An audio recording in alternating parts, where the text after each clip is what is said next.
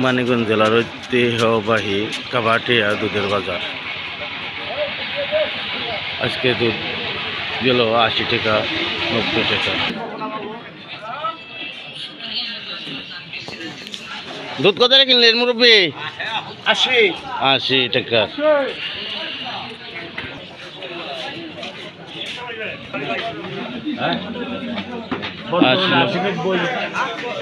খুরশেদ ভাই কত টাকা কিনলেন আজ?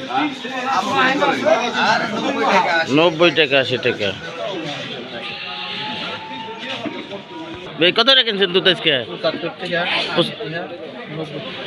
75 টাকা 80 টাকা 90 টাকা। মাশাআল্লাহ ভালো হয়েছে। কয় কেজি কিনছে? 10 কেজি কিনছে।